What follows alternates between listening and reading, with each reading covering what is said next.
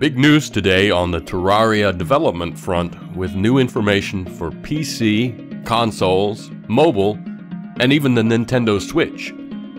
I have to give credit where credit is due. Relogic and their associated development teams have been very good about sharing the progress of their work in a regular manner. But let's cut right to it, starting with PC. Terraria 1.3.6 promises to have an eclectic mix of updates, and today's animation shown here doesn't deviate from that.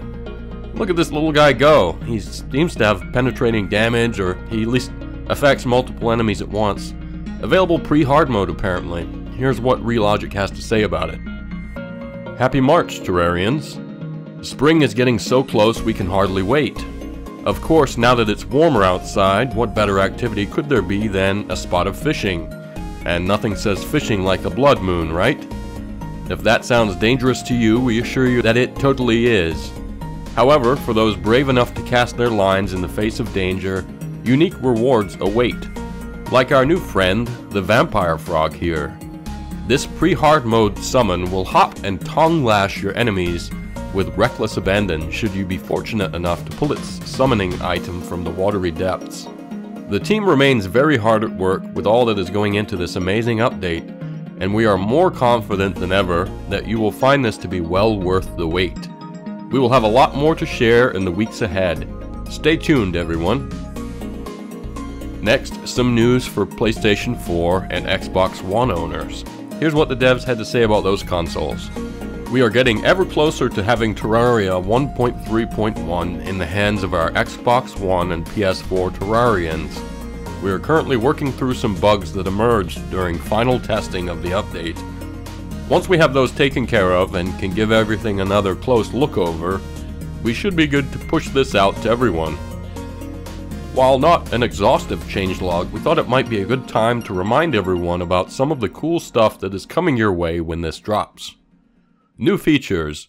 Dart traps and all temple traps can now be hammered to rotate 90 degrees at a time, revolutionizing arena building. Also, cannons, normal, bunny, confetti, and the snowball launcher can now be controlled by wire and shoot fake projectiles. New items. Tons of new wiring mechanical items, from logic gates to logic sensors to junction boxes, conveyor belts, and more. Yellow wrench adds a fourth wire color. The grand design, once crafted, will place all of your cool wiring tools in one place for easy use. Team blocks and platforms make for cool new aspects to your PvP games. Static hook will allow you full control over your grappling. New pressure plates, including the teal pressure plate, which can be triggered by pets and projectiles. Trapped chests can now be crafted to keep others from poking around in your stuff. That's kind of fun. Angler tackle bag will make fishing more efficient than ever. Brand new critter and monster statues, and of course, who could forget that you will now be able to pick up your very own companion cube from the traveling merchant. Quality of life tweaks. Improved wire drawing to look less fuzzy with multiple colors on the same tile. New large gem overhead display. You can now use situational building accessories from your inventory and toggle their effects like info accessories. Decompressed sprite graphics for improved fidelity. And then finally, miscellaneous additions. Duke Fishron will no longer run away so easily. You will find beehives in the jungle, not the bees. Okay, I guess that's a Nicolas Cage reference. And then finally, torches can be put on actuated tiles.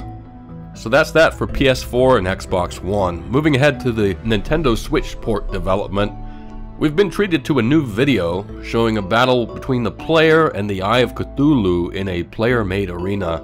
Looks pretty cool, they put a lot of work into this. I'll provide a link to the full video at the end of this video. The game looks to be in good shape, and as far as I can tell, it hasn't really compromised much from the PC version. Sure, they're showing us what they want to show, but so far it seems to be a pretty good looking port. And then finally the mobile update. Here's what they had to say. Hello everyone. It's hard to believe that we are nearing the end of March already. As you know, part of the upcoming 1.3 update for mobile Terraria includes a full makeover of the game, controls, user interface, and more. We figured what better way to get into that spirit than to take a visit to our friendly neighborhood stylist to get a fresh look. And here's a brief snippet of the video that I'll share at the end of this video, just so you get a feel for it.